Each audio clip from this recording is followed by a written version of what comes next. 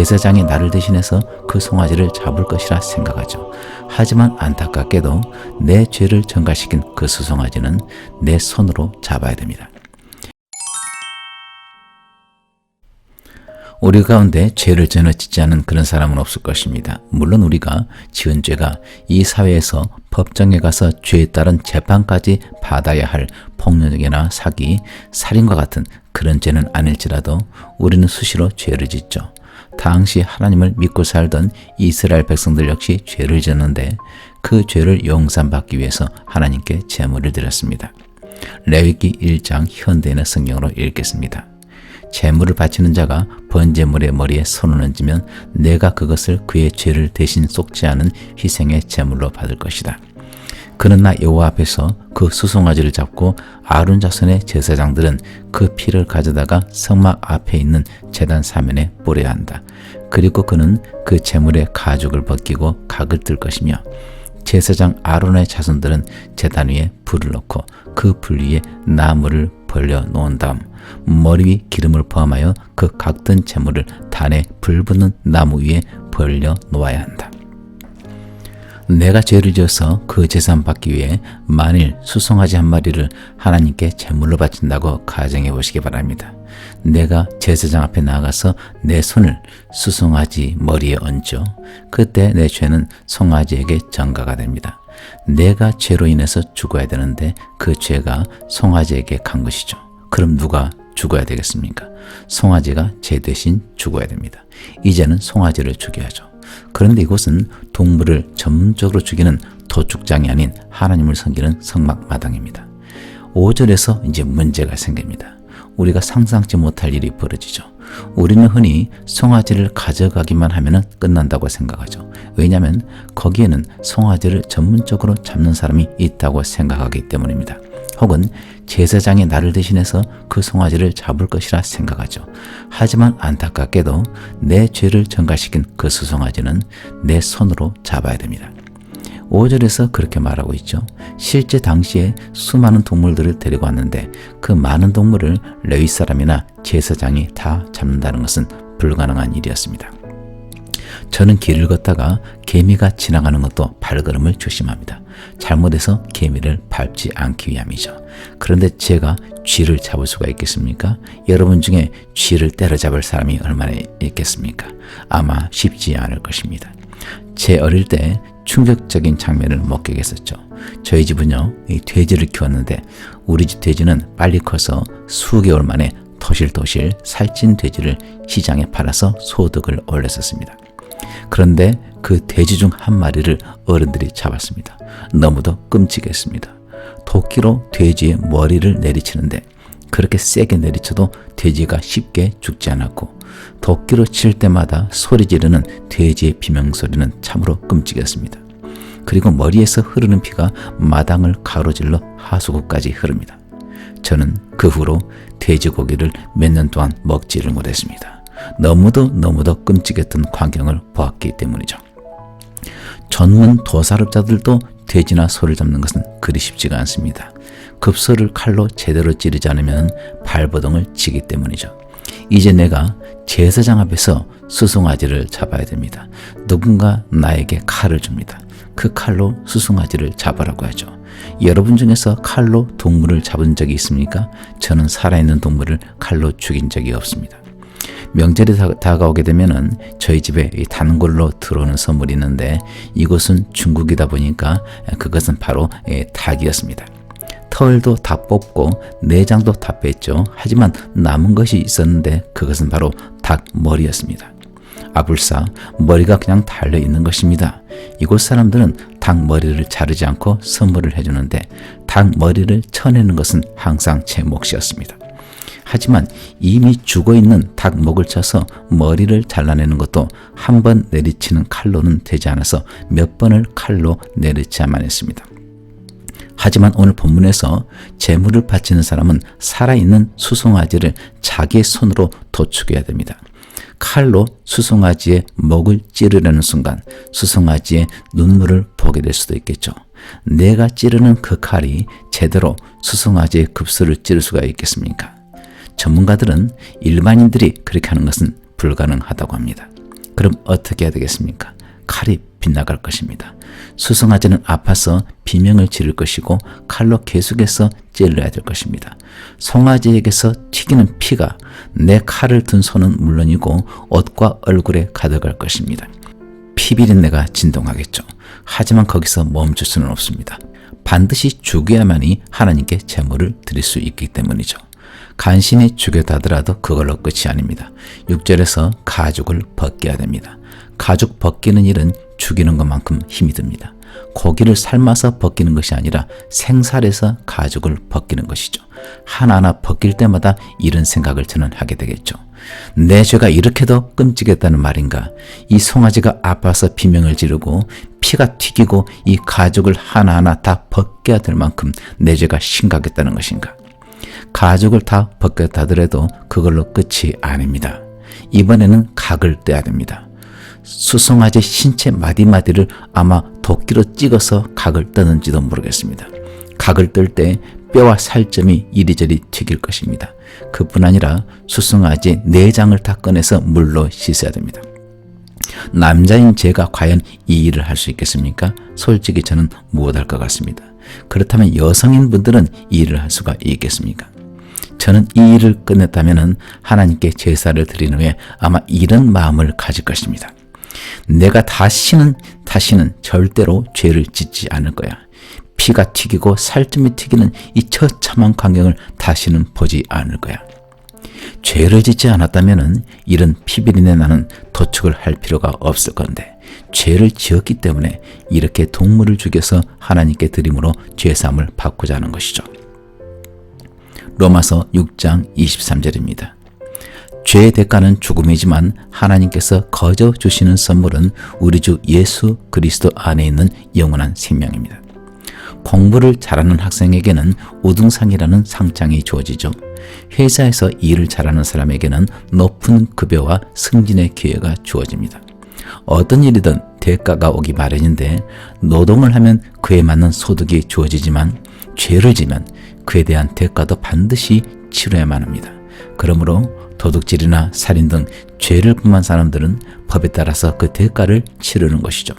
성경에서 죄를 지으면 그 대가는 죽음이라고 합니다.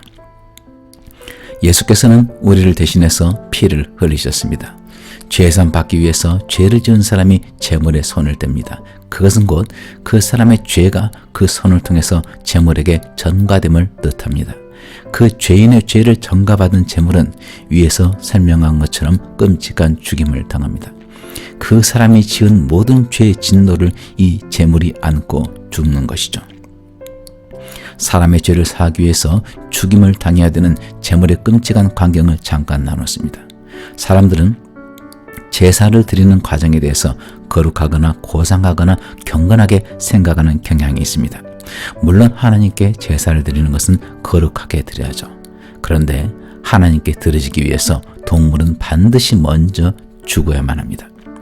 죽어야 하는 동물이 당해야 될 고통은 그야말로 끔찍한 것입니다. 피를 다 쏟아야 되고 껍질을 벗겨야 되고 내장이 다 끄집어져야 되고 각을 뜯다 보면 뼈까지 쪼개지겠죠. 그렇다면 우리 죄를 용서하기 위해서 우리 대신 죽임을 당한 하나님의 어린 양 예수께서 당해야 될 죽음의 고통도 역시 짐승이 당해야 될 고통과 별 차이가 없을 것입니다. 우리 주님은 저와 여러분들 그리고 온 인류를 대신해서 고난을 당하셨습니다. 주님은 우리의 죄를 자기의 몸에 지고 갈보리 언덕으로 올라가셨습니다. 조그만 가시가 손에 찔러도 무척 아프죠. 그런데 사람들은 가시나무의 가시로 머리에 쓰는 관을 만들어서 예수님의 머리에 씌웠습니다. 가시가 머리 이마에 박히면서 피가 흐릅니다. 로마 군인들은 채찍으로 예수님을 때렸는데 채찍의 끝에는 동물의 뼈나 납이 박혀 있어서 때릴 때마다 살에 박혀서 살점을 떼어내버립니다. 그리고 예수님의 손과 발에 못을 박았습니다. 거기에서 피가 하염없이 흐릅니다. 예수께서 십자가에 달리시고 죽음이 가까이 오자 하늘에 먹구름이 끼고 대낮이 밤과 같이 어두워졌습니다. 예수님의 아버지이신 하나님조차 예수님을 버리신 것입니다. 죄를 지은 모든 사람들의 그 무섭고 무거운 죄를 하나님은 그분이 가장 사랑하시는 아들에게 지우게 하시고 그 아들에게 죄에 대한 심판을 잔혹하게 하신 것입니다. 히브리서 9장 27절입니다. 사람이 한 번 죽는 것은 정해진 운명이지만 죽은 후에는 심판이 있습니다. 저는 이 말씀을 묵상하면서 하나님을 믿지 않는 한 영혼을 생각했습니다. 그는요, 자신이 현재 살아가는 것이 죄를 행하는 것임을 알고 있습니다. 그래서 그날 저녁에 저에게 이렇게 말을 했죠. 지금 내가 하는 것이 죄라고 하는 것을 알고 있으니까 나를 위해 기도해 주기 바랍니다. 그날 아침 제가 묵상한 말씀이 바로 이 말씀이었죠. 저는 이렇게 말을 했습니다. 성경에서는 모든 사람은 한 번 죽는다고 기록이 되어 있습니다. 그리고 죽은 후에는 심판이 있습니다. 그런데 누가 기도해 준다고 해서 그 심판을 피할 수는 없습니다. 본인이 살아있을 때 심판을 준비해야 됩니다. 전 그래서 이렇게 살아있을 때 심판을 준비하고 있습니다. 시간이 지나면 저도 죽고 여러분도 죽을 것입니다. 이것은 정해진 운명이고 누구도 예외가 될 수는 없습니다. 그런데 또 하나의 운명이 있음을 성경은 말하죠. 죽는 것이 운명인 것처럼 죽은 후에 심판을 받는 것도 운명입니다. 하나님은 공의의 하나님이시고 공의의 재판관이십니다. 학교에서 공부를 잘한 학생에게 우등상과 장학금이 주어지고 좋은 대학, 좋은 직장을 갈 수 있는 기회가 공부를 하기 싫어하는 사람에 비해서는 잘 주어지죠. 이것은 당연한 것입니다. 그렇지 않는다면 열심히 하나 하지 않으나 결과가 같다면 밤을 새워가면서 공부를 할 사람은 별로 없을 것입니다. 신약 성경에만 심판을 말하는 것이 아니라 구약 성경에도 이와 유사한 구절이 있습니다. 전도서 12장 14절입니다. 선하건 악하건 하나님은 우리가 하는 모든 일을 은밀한 것까지 다 심판하실 것이다. 하나님은 우리를 사랑하사 예수 그리스도를 이 땅에 보내셨습니다. 그분은 우리가 당해야 될 끔찍한 죄의 결과인 죽음의 형벌을 대신 당하셨습니다. 그래서 지구상에 있는 대다수의 사람들이 이 구절은 알고 있습니다. 하나님은 사랑이시다. 그런데 다른 구절에 대해서는 잘 모르고 있습니다. 전도서 말씀에서 이걸 말씀하고 있죠. 하나님은 심판자이시다. 세상 재판관은 밖에 드러난 범죄만 재판을 하죠. 그런데 하나님은 겉으로 드러난 범죄뿐만 아니라 사람 안에 있는 은밀한 것까지도 재판을 하십니다. 저를 비롯해서 여러분들은 겉으로 볼 때 비교적 고상한 모습을 하고 있겠죠. 겉모습만 보게 되면 죄가 별로 없어 보입니다. 하지만 우리 내면을 살펴보기를 바랍니다. 온갖 거짓과 음흉과 분노가 안에 가득합니다. 여러분이 저를 생각할 때 저는 그래도 목사니까 혹 경건해 보일지도 모르겠습니다. 하지만 저는 제가 잘 압니다. 며칠 전에 제가 운전하다가 우측에서 갑자기 차가 확 들어왔습니다. 제가 핸들을 돌리지 않았다면요 부딪힐 뻔했죠. 순간 경적을 몇 번 울리고 갑자기 분노가 올라옵니다. 그리고 제 입에서 이런 XX 같은 이런 말이 막 나오려고 합니다. 제 겉모습은 고상해 보일지라도 제 속은 이렇게 썩어 있습니다. 우리의 진정한 모습이 어떤지에 대해서 기록한 글을 같이 읽어보겠습니다. 존 오웬의 글입니다. 당신 속에 은밀히 감춰져 있는 것이 당신의 진정한 모습입니다. 우리 마음에 은밀하게 숨어있는 탐심이 우리의 삶을 지배하고 있습니다. 인간은 끊임없이 숨고 하나님은 어김없이 드러내십니다. 골방에서 은밀하게 일어났던 일이 온천하에 드러납니다.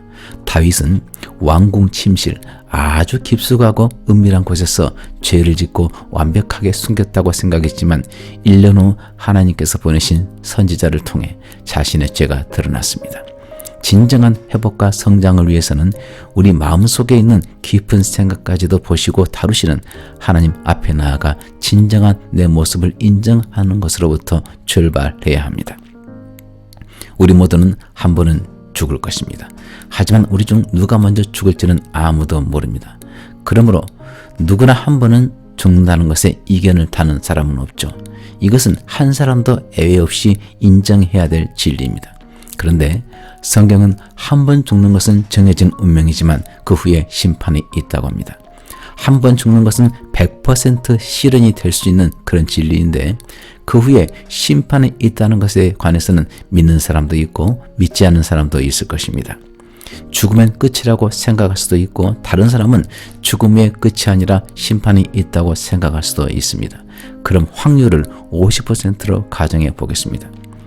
죽은 후에도 심판이 있다고 믿는 사람은 죽음 후에 올 심판을 살아있을 때 미리 준비할 것입니다. 이것은 당연하죠.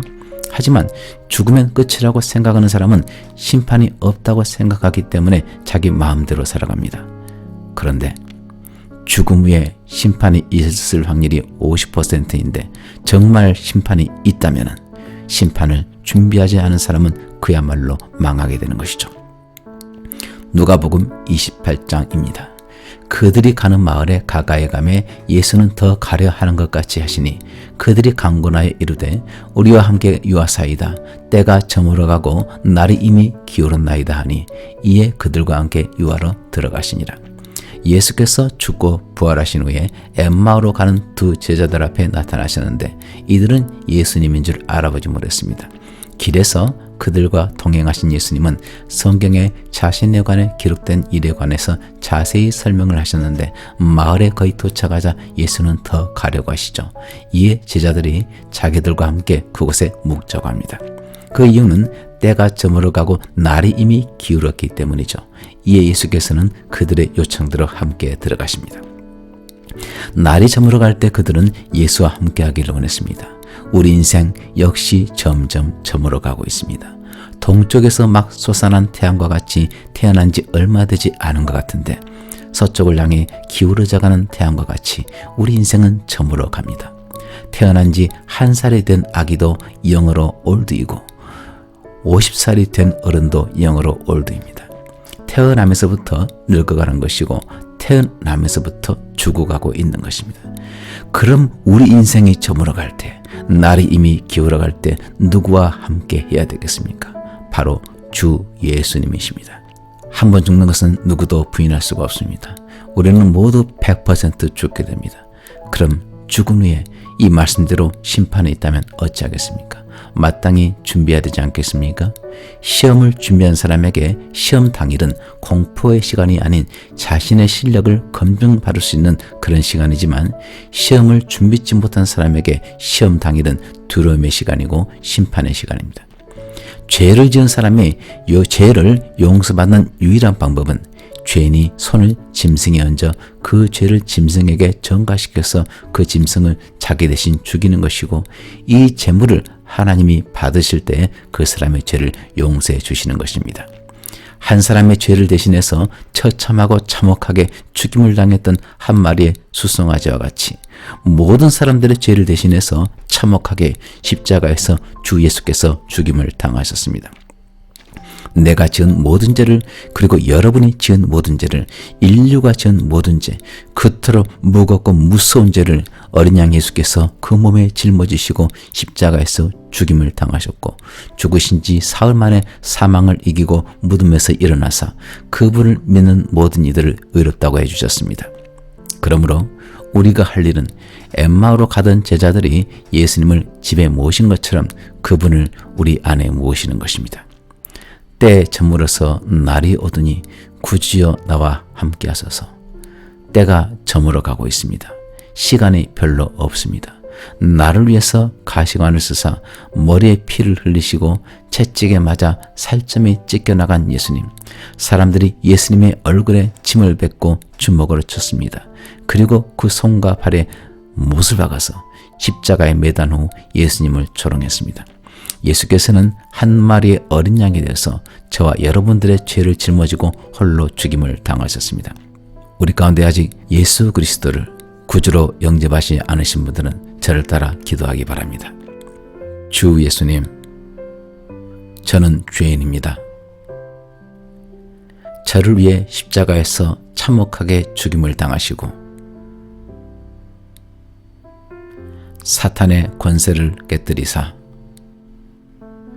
죽음을 이기고 부활하신 예수님을 지금 이 시간 나의 구주로, 나의 주인으로 영접합니다.